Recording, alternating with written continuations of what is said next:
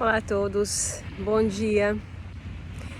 Vamos fazer essa nossa primeira partilha analítica, uma partilha psicanalítica com as minhas observações, experiências dessa semana, o que chamou atenção. Na verdade tem sempre muitas coisas, eu acho fantástico o meu trabalho.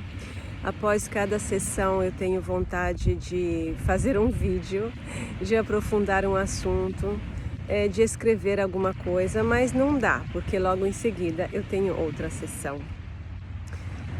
Então eu vou escolher um tema, e o primeiro que me vem na cabeça é o tema da honestidade. Vários anos atrás eu escrevi um post que está no meu blog Psicologia Dialética, que se chama Mentir em Terapia. Naquela época eu tinha em análise um homem que mentia muito. Eu atendia a esposa e ele mentia muito, mas era uma mentira quase compulsiva.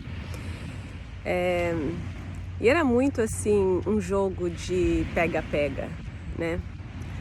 E aí eu escrevi esse artigo, sinceramente nem lembro exatamente o que eu escrevi, mas me marcou, porque foi a primeira vez que eu vi assim tanta mentira descarada. Isso não é normal. O que acontece mais normalmente, entre aspas normalmente, mas o que acontece é que a pessoa, como cada um assim pode observar em si, não é nada de extraordinário, nós todos temos coisas que escondemos dos outros, né? Das quais nos vergonhamos, nós temos vergonha, coisas que a gente não gosta de ver. Infelizmente, o processo analítico é o raio-x.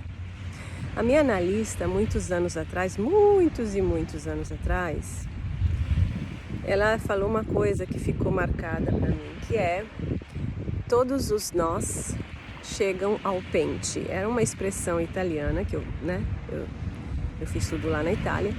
Era uma expressão que quer dizer, conforme você for penteando o cabelo, vão aparecendo todos os nós que tem. É só continuar penteando. E assim é o processo analítico. Ele, na verdade, dura muitos anos. Para fazer um trabalho bom, de verdade, consigo próprio, um trabalho de autoconhecimento, você tem que continuar penteando. E você tem que ter a coragem, porque precisa de coragem, para olhar para o nó, para olhar para o tamanho do nó. Às vezes a gente tem que cortar, né? Quando fica aquele bolo de cabelo, porque a gente não penteou o cabelo faz muito tempo, né? A gente precisa cortar, ou a gente precisa desatar com muito cuidado, mas alguma coisa a gente precisa fazer. Então, nesse processo analítico, o que acontece é que os nós vão chegando naturalmente. Eu não faço absolutamente nada para trazê-los à tona. Eu trabalho só com o material que emerge a partir da fala consciente da pessoa e a partir dos sonhos, que são a fala inconsciente da pessoa. Então eu trabalho com isso. Então os nós vão aparecendo. E aí o que pode acontecer é que a pessoa percebe, porque ninguém é besta, né, gente? Com o rabo do olho, assim, percebe aquela sombrinha que está aqui no canto. Ai, não é uma sombra, é uma mancha preta, profunda, um buraco negro, percebe alguma coisa. E ela nega, ela esconde, ela evita. Aliás, tem pessoas que embaçam, literalmente, mascaram. E então essa pessoa, por exemplo, ela vai apresentar com mais ênfase lados positivos dela, atitudes positivas. Ela vai se mostrar como generosa, como boa. Ela vai enfatizar a luz, porque ela sacou a sombra e ela não quer olhar para a sombra. O problema no processo analítico é que quando isso aparece, quer dizer que tem que trabalhar isso, assim, não é uma escolha. O processo analítico é assim, hoje você finalmente se dá conta que teu marido te trai, você vai ter que trabalhar isso. Não tem como você fingir que não traiu, rebobinar a fita e fazer de conta que é ontem. Não tem como. É a mesma coisa no processo analítico. Então, quando emerge algo, Esse algo está na tua cara, está sendo esfregado na tua cara. Geralmente os sonhos, os teus comportamentos, os atos falhos, enfim, a psicanálise é fantástica. Ela revela tudo, é um raio-x. E aí você vai ter que olhar para isso. Se você não olhar, você vai se enrolar sempre mais e vai criar sempre mais mentiras, sempre mais fingimentos, sempre mais máscaras. E aí você estraga o processo analítico. Como eu dou uma formação em psicanálise, essa formação é de 2 anos, que é um tempo assim irrisório para aquilo que eu acho que seja uma verdadeira caminhada de autoconhecimento, mas é o que dá para fazer. Então, se a pessoa está numa formação, ela precisa saber que ela vai ter que, enfim, ter um pouco mais de garra, né?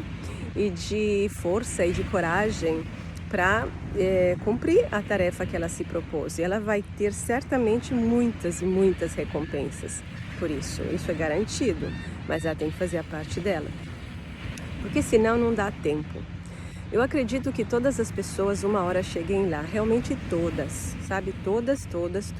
Ninguém está excluído, mas temos tempos diferentes, porque nós começamos em lugares diferentes, né? Tem gente que começa e já está num lugar avançado, está num lugar mais fácil de desenvolver.